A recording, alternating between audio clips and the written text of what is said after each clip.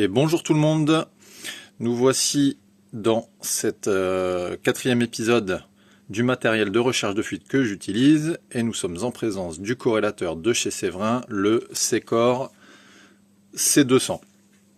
Donc là, il est allumé sur sa page d'accueil. J'ai branché un des capteurs donc qui vient sur les carrés de manœuvre, branchement, vanne, etc. sur son RT, appareil qui va renvoyer les données perçues captées par le capteur vers notre boîtier principal. Donc dans cette mallette, oui, les deux capteurs, le boîtier, les deux RT, le casque, une dragonne pour passer l'appareil autour du cou, la prise ici pour accorder le câble sur secteur ou allume-cigare.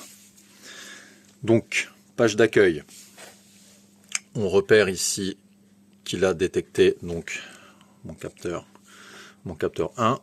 Il se met tout de suite en connexion dès qu'on branche le capteur au RT. Ici, donc on va retrouver, comme d'habitude, tout un tas de paramétrages et autres. Pareil, idem, les réglages basiques et un peu plus. Je vais pas faire de chichi, hein. Je connais pas la notice par cœur. J'utilise l'appareil, comment dire, de manière naturelle. J'utilise pas toutes les fonctions. Il y a la notice dedans pour aller plus loin. L'idée ici, c'est de le présenter, d'être assez clair et précis sans rentrer dans chaque menu, sous-menu. Donc, page d'accueil. Ici, vous allez pouvoir rentrer les infos pour effectuer votre corrélation. Données que vous allez rentrer dans n'importe quel autre corrélateur.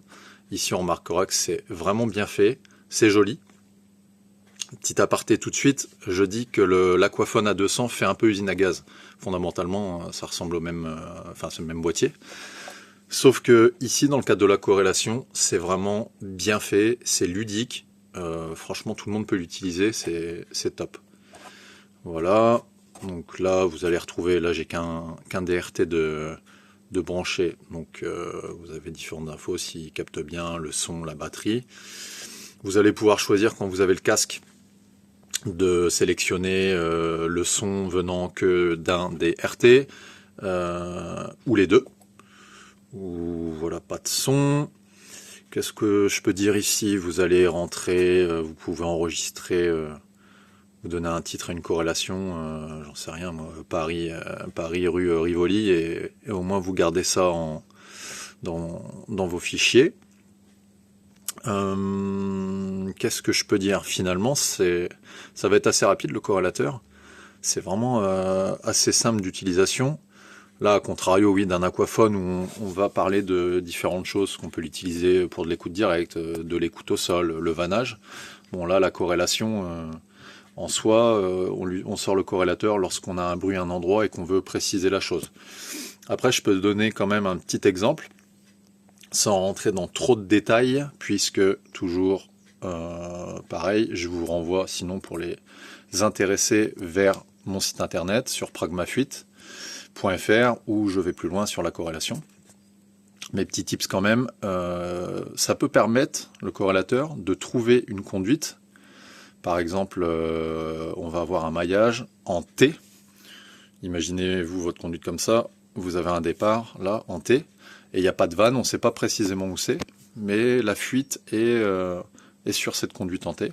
Bah, le corrélateur, en mettant un capteur de part et d'autre, va nous donner le centre de la conduite, enfin le départ de la conduite, si on a la fuite sur cette conduite en T. Je ne sais pas si je me suis bien expliqué, mais voilà, c'est juste pour donner des petites utilisations en plus de la recherche de fuite basique, on va dire. Encore une fois, pour en savoir plus, site internet. Voilà pour le corrélateur, finalement, je vois pas quoi dire de plus. Les moins les plus, les plus pour le coup, c'est vraiment très ludique. C'est costaud. Je parle pas, c'est pareil, j'ai pensé à ça, je parle pas d'autonomie sur les appareils, parce que finalement je m'en rends pas forcément compte.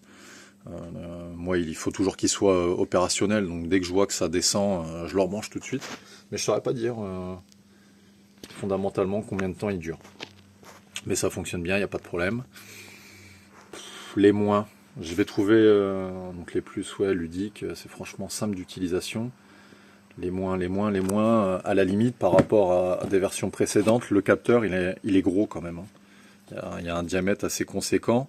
On va avoir des bouches à clé où si c'est un peu décalé avec les tubes à longe et compagnie, c'est pas simple, mais vous pouvez toujours enlever le caoutchouc. Ça enlève une bonne épaisseur, ça facilite le truc. Voilà. Après, je vois rien de négatif en fait. Ça c'est pareil, je rentre pas plus dans les détails que ça, mais oui, je l'avais branché pour ça quand même.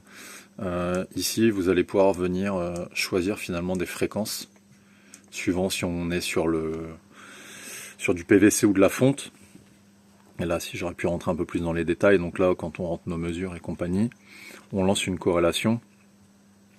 Là, il va pas comprendre parce que tout n'est pas raccordé, mais on peut derrière filtrer pour resserrer sa fuite, ajuster par rapport à nos pics. Voilà, ça encore une fois dans la logique. Donc on peut le faire de manière manuelle, automatique. On choisit des fréquences. Je sais pas si on voit très bien. On va venir voilà, encadrer une fréquence plus précisément. Dans la logique, tous les corrélateurs ils vont le faire. Voilà. Après ça, c'est vraiment les fonctions lorsqu'on rentre dedans, qu'on peaufine. Mais là, je suis pas en train de faire des corrélations. Je vais encore envoyer sur mon site. Sur YouTube, il doit y avoir une vidéo aussi qui est accessible en libre service, façon de parler, où je fais de la corrélation, de l'écoute directe, vannage.